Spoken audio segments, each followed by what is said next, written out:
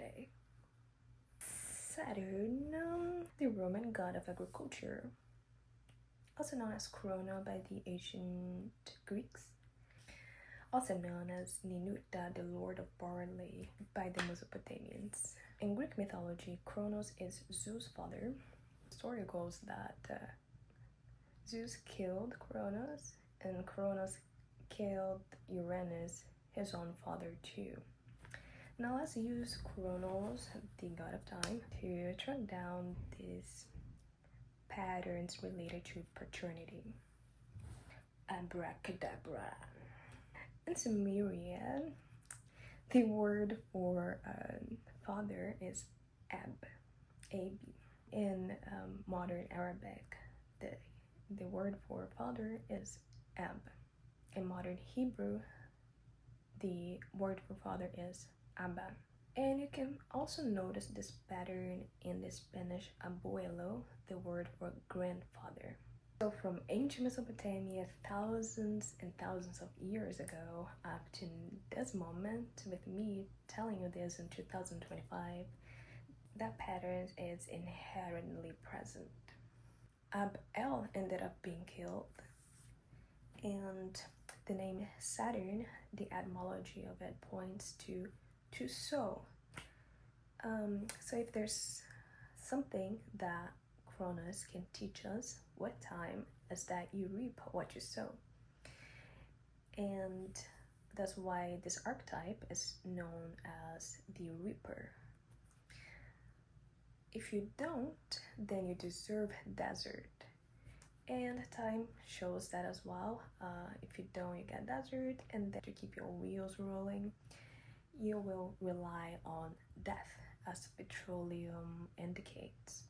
And we can see this pattern in regions that are now deserts but were once forested, and fossils of animals have been found in those areas, indicating that those places used to be a lot greener.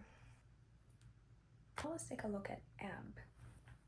On Monday, we talked about the letter A and how it comes from an ancient hieroglyph representing the bull's head. Now let's enter B. To B. The letter B derives from the Greek beta, which derives from the Phoenician bet or Beth. And the Phoenician bet supposedly derives from an ancient Egyptian hieroglyph representing a house. So Ab, A, Alpha, Aleph, representing a bull's head, and B, Beta, Bet, representing a house. So let's see what comes out of this cattle house or cattle enclosure. Let's enter Bethlehem, the house of bread. So Beth means house, and Lehem means bread. The word Lehem might also be connected to an agricultural Mesopotamian god. And when we think about Bethlehem,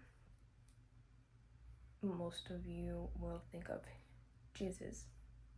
You might also know that Jesus multiplied barley bread to feed the masses. So barley bread will take us back to Ninurta, the lord of barley. So pay attention and follow their migration through time. Let's take a jump to Portugal. And in Portuguese, the word for barley is cevada. Cevada comes from the Latin cibata,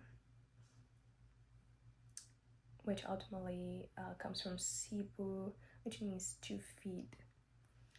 Let's take another jump to the Jewish Sabbath. It's possibly from the Akkadian Sapatum, and Sapatum means fortnight or 15th of the month.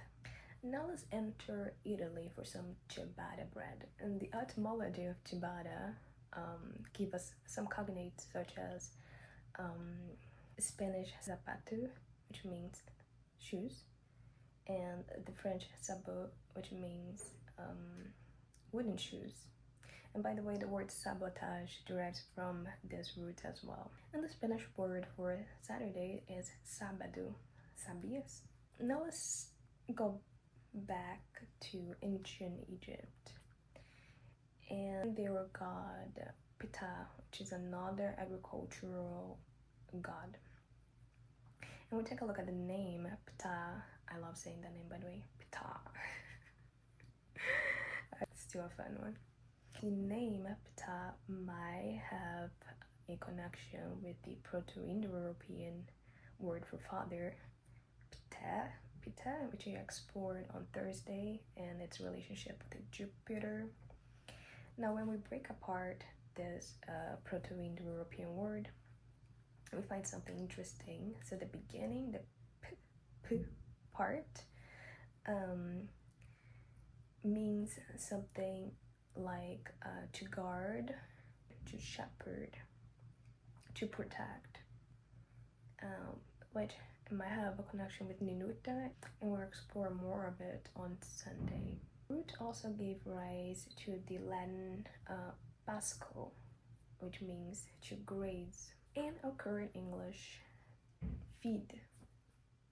So you can see how it develops, and some is what came out of this AB cattle house today, and I hope it serves as food for thought.